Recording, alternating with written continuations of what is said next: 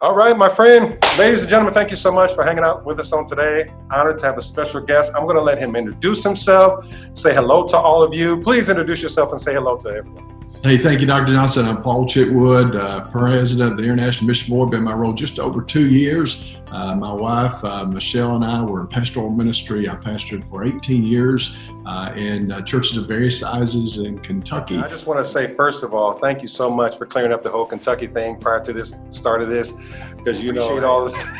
Hey, you're welcome on that. And as I shared with you earlier, I should have some credit with you, Jimmy Chitwood, at least the name, the ball player from Indiana. Who, no, it's so good to be with you and appreciate your heart for our missionaries. We introduce the students to the work of the IMB. We have about 3,600 missionaries who are serving, doing work in more than 150 countries of the world.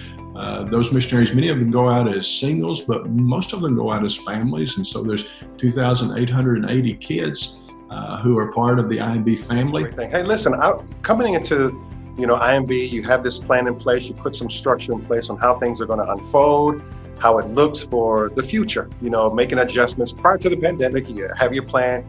When the pandemic hits, how much heart, of course, prayer, does it take to make that turn? It's been quite an adjustment indeed. Just in January of 2020, we adopted our 5-year strategic plan with 5 goals. The crux of those was adding 500 more missionaries to our teams, and that being adopted in January, literally early March, our leadership team was flying to Israel to meet with our field leaders from around the world to begin to roll out and put in place all the pieces of this plan the day before we leave. In fact, I had a couple guys in London at Heathrow who were connecting on flights to get on to Jerusalem the day before I left.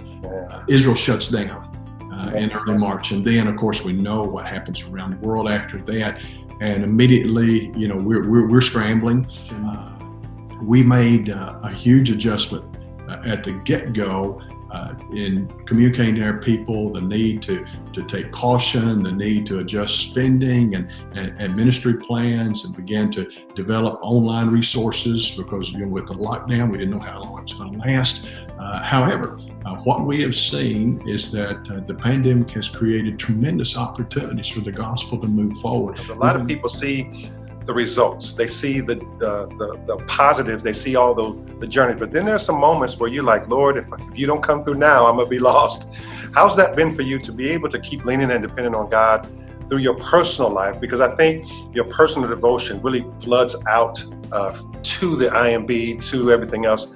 How was that just setting your heart on God to be able to move in this direction?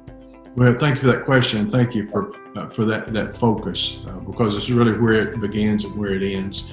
And the pandemic has been incredibly humbling to all of us. Certainly that's been true at the IMB, because there's so much that is out of our control, and we've had to make adjustments like we've never had to make, and our people have felt the brunt. For example, there are countries that have closed to a foreign presence, where people from the IMB had been living for many years, some for decades, and they've had to leave, and they're just sort of in limbo, waiting, hoping to get back. So if you can imagine it, some of our folk were traveling out of the country when the country closed. They were planning on going back, had no idea the country was about to close. Now they've been 8-10 months out of the country. Listen, they left their beds unmade. They left their dog at home. They didn't say goodbye to friends. And so their world was just turned upside down. So the humbling side of this really has brought us to where we ought to be. And that's just a dependence on God. God, we're not in control of this. We recognize it more today than ever before. Listen, you can't do this alone. We know that, as a third generation preacher's kid or whatever, there's always been mamas, there's always been wives, there's always been people who hold us up.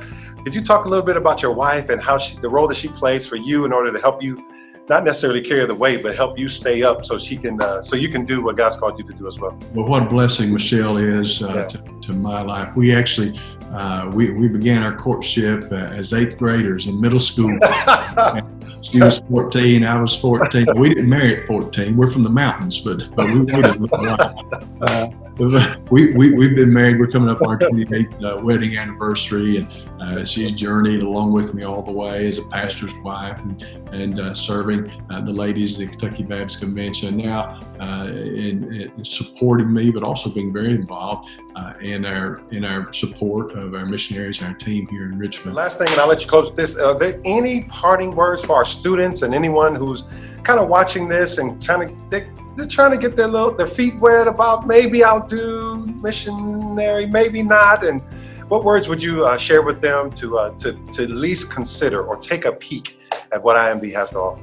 Yeah, two things. First, the mission involves you, and it's about you, and it depends on you. In that, you're either called to go or you're called to send. We cannot escape the Great Commission mandate as followers of the Lord Jesus. I would encourage everyone at least to go on a volunteer trip. But if the Lord is dealing with you about going, planning your life overseas as a cross-cultural missionary, what higher privilege? Pursue that. If not, then still the responsibility rests upon all of us, along with the privilege of mobilizing others to go, of supporting, of sending others through our praying, through our giving, through our encouraging them.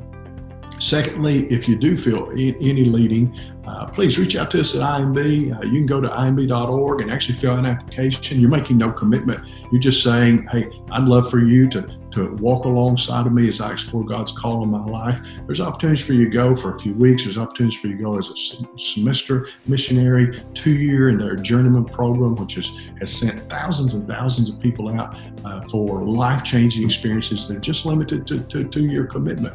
And then, of course, there's the career pathways to go, and IMB still sending missionaries.